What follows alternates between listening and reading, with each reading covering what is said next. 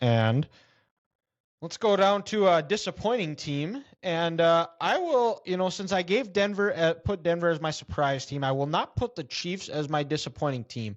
But I'm going to go with a team that played the Vikings, and I'm going to go with the Green Bay Packers. There you go.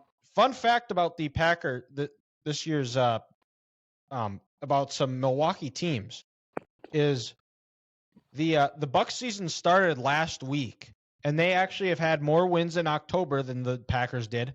The Brewers, who got swept in the wild card round. Oh, and Texas has just taken the lead on a Mitch Garver single here. Evan Carter's on third, and Corey Seager scored.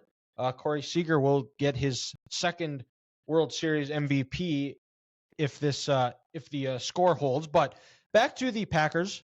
The Brewers won more games in October than the Packers did.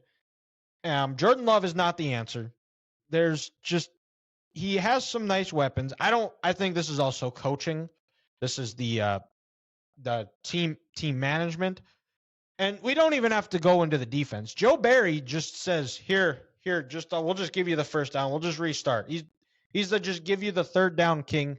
Uh-huh. And I think Matt LaFleur just forgets that he has Aaron Jones and I'm going to let my rookie quarterback and just let him throw it around. And I'm not going to make his life easier. I'm just going to and just forget about my tremendous running back that I have. This is something with Green Bay we all knew for the last 5 years. It was the Aaron Rodgers and Devontae Adams show. He was covering up all the ugliness that was Matt LaFleur. Matt LaFleur has never been a head coach, and he never will be a head coach. He was just some young guy who worked with McVay and Shanahan. I was combining them together as one person. And Green Bay said, hey, we still need an offensive mind. We need some young guy who can relate to Aaron because McCarthy wasn't the answer. So let's get this dude, even though he has no business being a head coach. And now it's showing. Their GM doesn't deserve to have a job.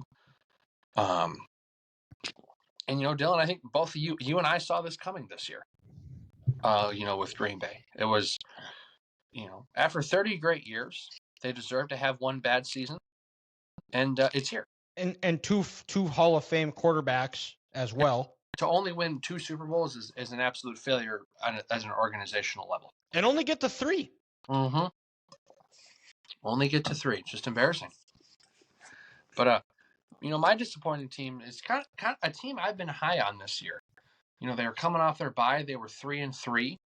They were going into the worst team in the NFL record-wise.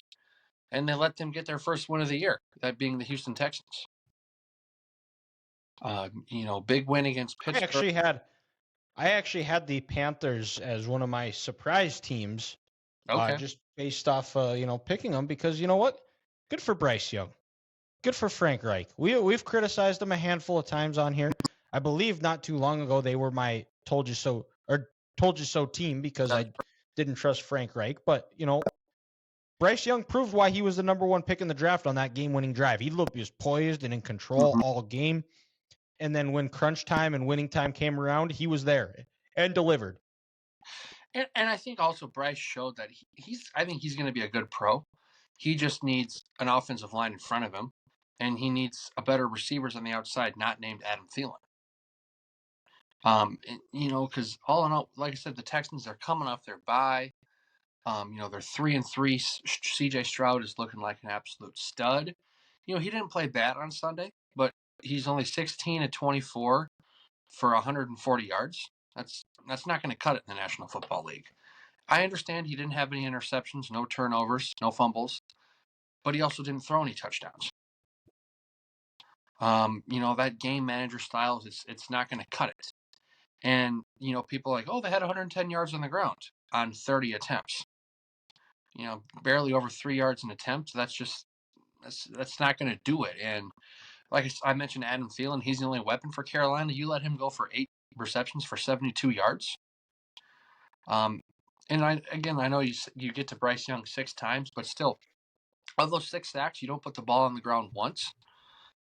You don't cause a fumble. You don't get an interception. I almost kind of felt like Houston, they showed their youth in this game.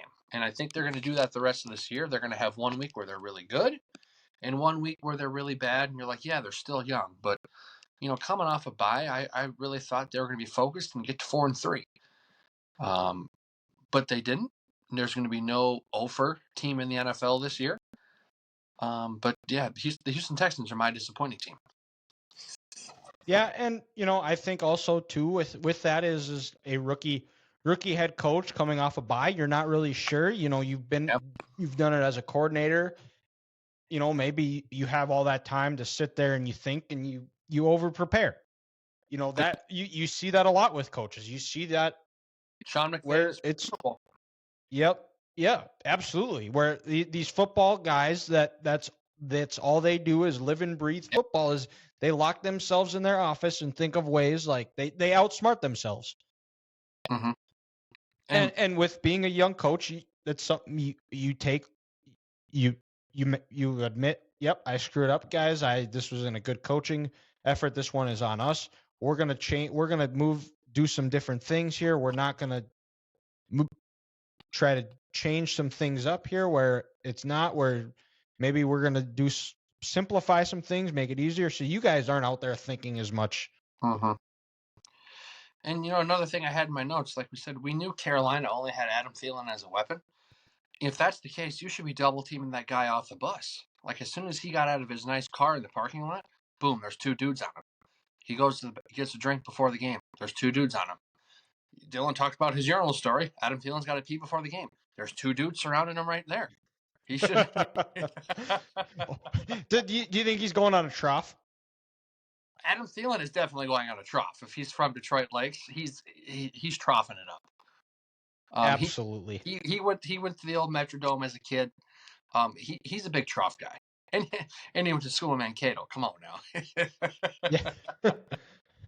This is a pro trough podcast. So if there's any guests on here that is says their future potential guest says that, well, yeah, I'm not a trough guy. You're okay. You're not coming on. That was, those were such a staple and such a part of people's lives that when the Metrodome was tore down, you could buy troughs from the Metrodome. And also a reason why I will not completely dump on crap on the Cubs all the time either, because Wrigley Field still has troughs. Okay. And Grant, you could have went down and used them when Northwestern. Who does Northwestern play? That team with 4 letters. Who's the 2-time Big Ten West champion and is over against the state of Michigan in Big Ten title games.